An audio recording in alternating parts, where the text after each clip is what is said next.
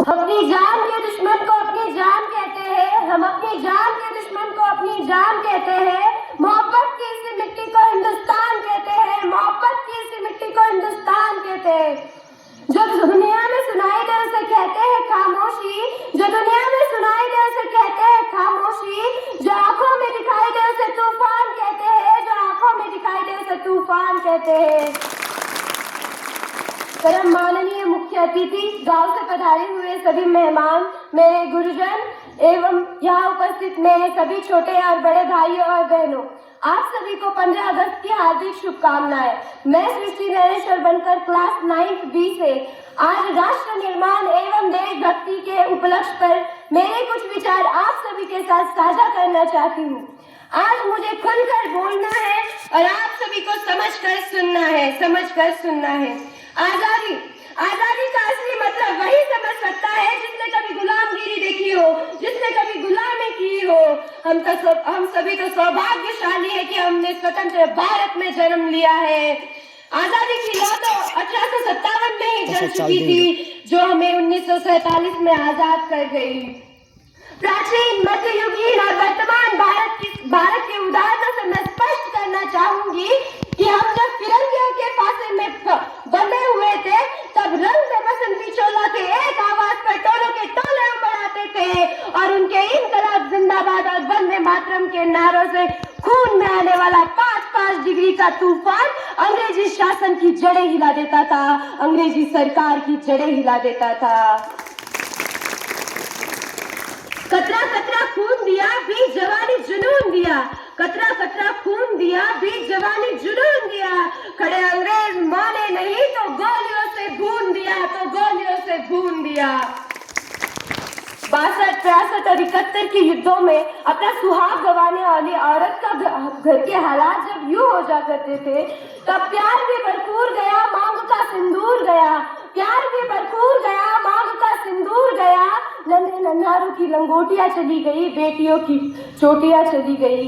बाप की कमाई गई, भाई की पढ़ाई गई, बाप की कमाई गई, भाई की पढ़ाई गई। एक ऐसा विस्फोट हुआ, पता ही चला नहीं, जिस्म की कई बोटियां चली गई, जिस्म की कई बोटियां चली गई। आपके लिए तो सिर्फ एक आदमी मरा है, मेरे घर की तो रोटियां चली गई, मेरे घर की तो रोटियां चली गई। इस तरह पूरा परिवार अपनी देशभक्ति साबित कर रहा होता था। तब देश बलिदान मांगता था, तब देश लड़ जाने को कहता था, तब देश मर जाने को, मिट जाने को कहता था। किंतु आज देश बलिदान नहीं मांगता, आज देश लड़ जाने को नहीं कहता, आज देश फांसी चढ़ जाने को नहीं कहता। मेरे विचारों में यदि कोई व्यक्ति अपना काम पूरी मेहनत, लगन और ईमानदारी से करता है तो वही सच्ची देशभक्ति है और वही सच्चा राष्ट्र प्रेम है। मैं नहीं मानती कि फेसबुक, व्हाट्सएप, इंस्टाग्राम की डीपी को 3 रंगों में रंगना देशभक्ति है। यदि आप लोग कहते हो कि वर्ष में 2 बार तिरंगा हाथ लेना देशभक्ति है, तो मैं पूछना चाहूंगी कि छोटा बच्चा जो नंगे पांव तिरंगा बेचता है, तो क्या आप इसे उसकी देशभक्ति कहेंगे? तो क्या आप इसे उसका राष्ट्र प्रेम कहेंगे?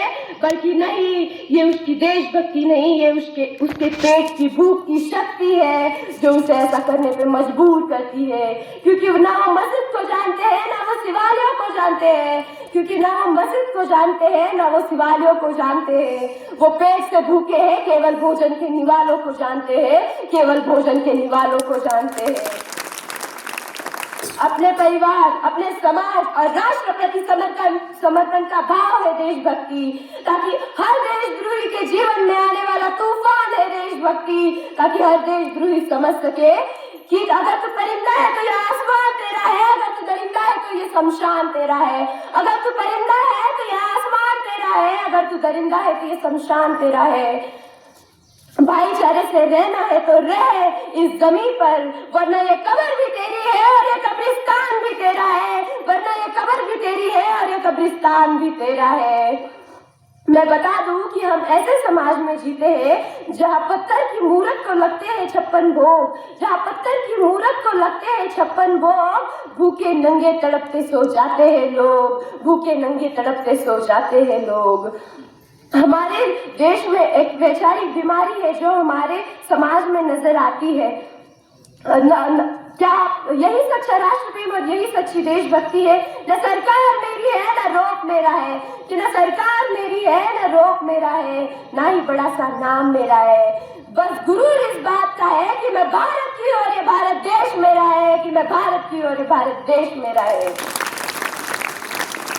एक वैचारिक बीमारी जो हमारे समाज में नजर आती है, कहा जाता है कि हम दुनिया के सबसे बड़े लोकतंत्र हैं। जहाँ हिंदू पैदा होते हैं, जहाँ मुसलमान पैदा होते हैं, जहाँ सिख ईसाई पैदा होते हैं, लेकिन बदकिस्मती से यहाँ एक अच्छा इंसान पैदा नहीं होता, बदकिस्मती से यहाँ एक अच्छा इंसान पैदा नहीं होता। और राष्ट्र निर्माण के लिए न हिंदू चाहिए न मुसलमान चाहिए, राष्ट्र निर्माण के लिए न सिख चाहिए न ईसाई चाहिए, राष्ट्र निर्माण के लिए केवल और केवल सिर्फ एक अच्छा इंसान चाहिए, सिर्फ एक अच्छा इंसान चाहिए। जरा सोच कर देखो, ये पेड़ पौधे शाखाएं भी परेशान हो जाए अगर परिंदे भी हिंदू और मुसलमान हो जाए, अगर परिंदे भी हिंदू और मुसलमान हो जाए। मेरे विचारों में राष्ट्र निर्माण तब संभव होगा जब इस देश में नारी की पूजा नहीं, नारी की इज्जत की जाएगी, जब इस देश में स्वच्छ भारत मुहिम में केवल सरकार नहीं, सड़क पर चलने वाला हर एक इंसान, हर एक आदमी हाथ बटाएगा और स्वच्छ भारत स्वस्थ भारत की मुहिम को दिल से अपनाएगा। राष्ट्र निर्माण तब संभव होगा जब एक गरीब बच्चा मध्याह्न भोजन के लिए नहीं बल्कि ज्ञान अर्जन के लिए सरकारी स्कूल में जाएगा। मेरे विचारों में राष्ट्र निर्माण तब संभव होगा जब हम सब मिलकर प्रयास करेंगे। अब मैं सैल्यूट करना चाहूंगी सरहद पे खड़े हर उस जवान को, पूरे देश की पुलिस को, प्रशासन को, किसान को और हर उस इंसान को जो अपना काम पूरी लगन पूरी निष्ठा से करते हैं। अगर मैं बात करूं नारी शक्ति की, तो भूल मत, जो लोग कहते हैं कि लड़कियां सिर्फ चूल्हा चौका कर सकती है, मैं उन्हें बता दूं कि भूल मत करना हमें सिर्फ पापा की परी समझने की, कि भूल मत करना हमें सिर्फ पापा की परी समझने की। हमें अपने वतन के खातिर हथियार उठाना भी आता है और अपने वतन के खातिर हथियार चलाना भी आता है। मुझे चिंता नहीं है स्वर्ग जाकर मोक्ष पाने की, मुझे चिंता नहीं है स्वर्ग जाकर मोक्ष पाने की, बस तिरंगा मेरा कफन हो, यही अरमान रखती हूँ, यही अरमान रखती हूँ।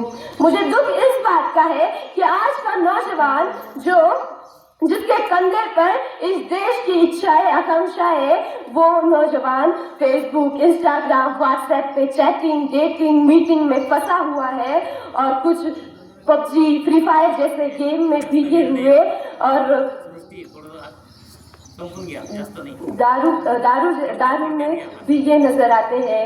मैं अपनी वाणी को विराम देते हुए कहना चाहूंगी कि अगणित बलिदानों से अर्जित यह स्वातंत्र्य प्राणों से भी प्रियतर यह स्वातंत्र्य, अगणित बलिदानों से अर्जित यह स्वातंत्र्य प्राणों से भी प्रियतर यह स्वातंत्र्य। इसे मिटाने की साजिश करने वालों से कह दो, इसे मिटाने की साजिश करने वालों से कह दो कि चिंगारी का खेल बुरा होता है, औरों के घर में आग लगाने का सपना सदैव अपने ही घर में खड़ा होता है, सदैव अपने ही घर में खड़ा होता है।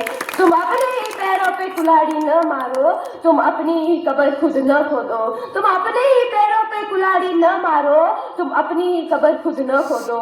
आजादी एक अनमोल रत्न है, इसका कोई मोल न लगाओ, आजादी एक अनमोल रत्न है, इसका कोई मोल न लगाओ। मेरा हिंदुस्तान महान था, महान है और महान रहेगा। मेरा हिंदुस्तान महान था, महान है और महान रहेगा। और एक दिन पाकिस्तान भी जय हिंद कहेगा, एक दिन पाकिस्तान भी जय हिंद कहेगा। धन्यवाद।